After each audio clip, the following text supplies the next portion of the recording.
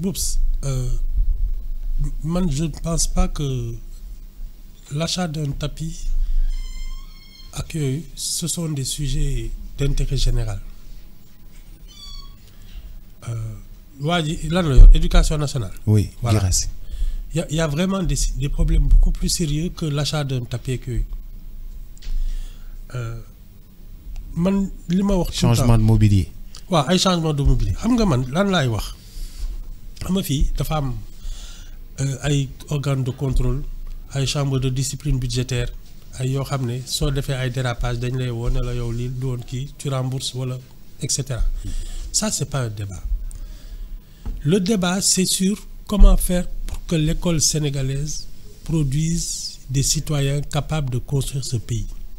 Ñoom loolu lañ leen yónnee mais ay cafetière ak ay tapis persan ay fauteuil non mais mais Ibou d'ailleurs ay changement de mobilier de bureau DMTA moo koy toppatoo moo lay jox matériel moo lay jox kii moo lay jox ce n'est même pas un débat public. Dans quelle république sérieuse on parle de chaises et de fauteuils à l'Assemblée nationale?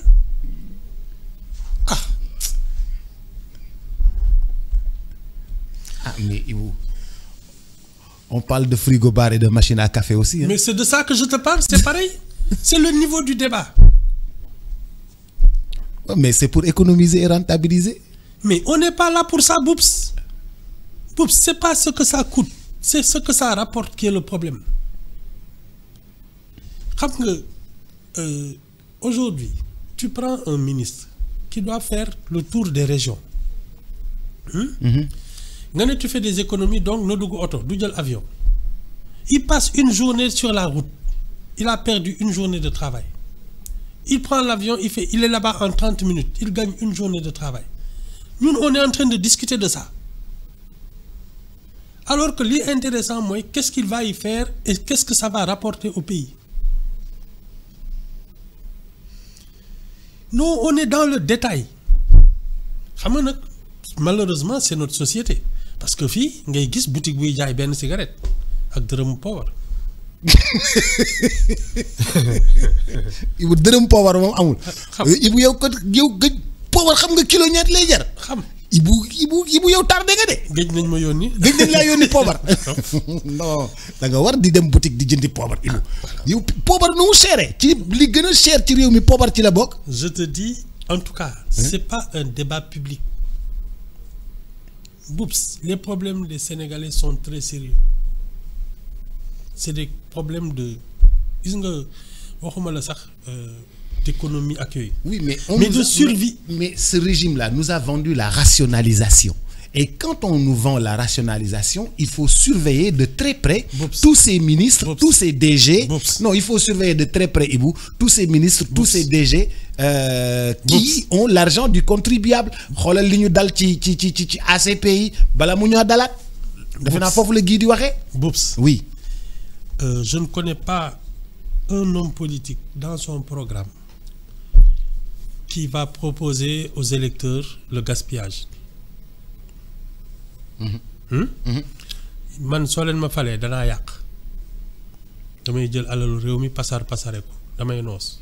Tu as déjà entendu un homme politique? Non, tout le monde parle d'économie, de rationalisation. C'est évident que quand on te confie un pays, c'est que tu dois rester dans l'orthodoxie.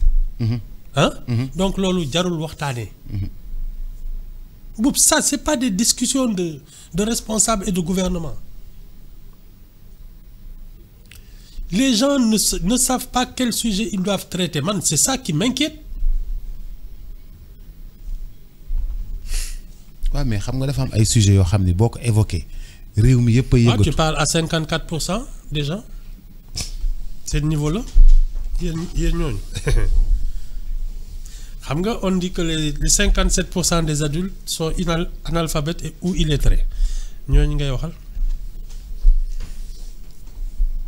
Yow xam nga depuis 1 an maa ngi lay expliquer les mêmes choses mais tu n'y comprends rien. Bugguma. Kay yéen a ngoog. Yéen a ngoog daal. Non. ñu muñ 2029 yàggatul. mais Ibou yow xam nga yow. sa bureau doo fa def ay matériel bu cher parce que da ngay rationaliser mais ni nga war a rationaliser sa privé. noonu nga war a rationaliser yëfu kii bi. non. yëfu gouvernement Boubs man xam nga pour man soo nekkee kilifa dafa am ay questions yoo xam ne c'est pas de ton ressort parce que tu as des assistants, tu as des collaborateurs qui doivent savoir dans quelles conditions te mettre au travail. C'est pas à toi de dire je veux ay rideau yi mel nii ak ça du sa cër. Tu es pas là pour ça. On me raconte l'anecdote du général de Gaulle bi muy bind ay livres yooyu il a fait 12 ans je crois de traversée du désert donc il a écrit des livres moom su yeewoo le matin day ñëw fekk ci bureau ñu tegal ko son tas de feuilles ses crayons taillés ses gommes ak yooyu il fait pas autre chose day ñëw rek bind parce que li ko wër xam nañ ne dans quelles conditions il n'est pas là pour tailler des crayons. dañuy tailler crayons yu bari teg. waaw teg gomme. waaw teg feuille blanche. voilà muy bind. waaw parce qu'il est là pour ça il réfléchit voilà. il est stratège. C'est pas à lui de dire man fauteuil bi qui non quand tu as une vraie équipe il y a des détails dont tu ne t'occupes pas c'est pas à eux de dire ça. ñoom dinañ xool sa bureau. xam nga mooy li ma la doon wax ci le temps présidentiel. Il est trop précieux pour que muy bale mbedd parce que les problèmes des Sénégalais n'attendent pas. Mais donnez le bon exemple. C'était juste pour donner le bon. lii métti na. Non, c'était pour donner le bon exemple. Ibou damaa d'accordul ak yow. anamu damaa d'accordul ak yow. ni ñu mujjee. mais d'accorduma ak yow nañ ko njëkkee. mais damaa d'accordul ak yow. xam nga moom sa fonction c'était quoi. De faire en sorte que les gens n'osent plus salir. Parce qu'il incarne l'autorité. su ne salaamaaleykum ñu ne yii fii kenn dootu fi tilimal. Ça lui aurait épargné des coups de balai. C'est ça? Non, Boubs, la fonction présidentielle est éminemment grave. Quand tu n'es pas habité par ça, effectivement, tu peux parler de choses yoo xam ne.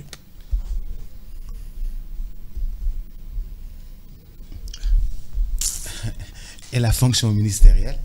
C'est pareil. C'est pareil. Boubs, c'est le bien public, c'est l'intérêt public. Xam nga ñun lan moo tax li ñuy def nii on n'a pas l'air de s'en rendre compte. Boubs, les pays faibles disparaissent. Ils s'écroulent. Parce que gis nga la terre là, il y aura pas de la place pour tout le monde. Quand tu n'es pas capable de résister, de t'imposer. Li Senghor doon naan au banquet de l'universel. ñu ñëw toog. fi ñuy décider nga toog di fa wax. soo amul place boobu tu vas disparaître. yàgg naa la fi wax suñu ko nee nii di nga fi gis ay sénégalais yoo xam ne ils ont tout sauf des airs de sénégalais ay chinois ki ay indiens ki ay turcs ñoo fi nekk yor carte d'identité sénégalaise ñun on va nous parquer ñi fi juddoo ak yooyu seen maam nekk on va les parquer dans des réserves comme les indiens d'Amérique.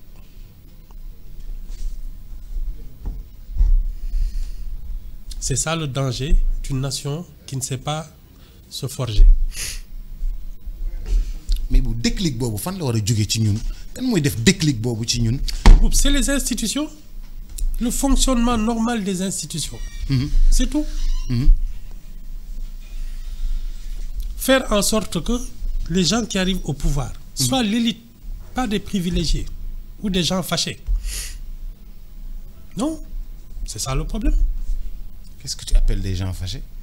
Ah ñi fi nag dañu mer wala yow seet loolu ñu ngi tëj rek. mais non tëj bi dafa am ñu def faute. moom la ñuy wax mais. waaw xam nga on les a pas encore jugés. On les a pas encore jugés. waaw ñi ñuy tëj nii. on les a pas encore jugés. wala loolu da nga ko fàtte. waaw jeex na. dañ leen accuser. waaw ñu ngi tëj rek. tey saa yoo yeewa ñu jàpp juróom. damay tiit je te dis saa yoo yeewoo ñu jàpp juróom man dama xëy suba sax. non je te dis ne moo lii mbaa jàmm la.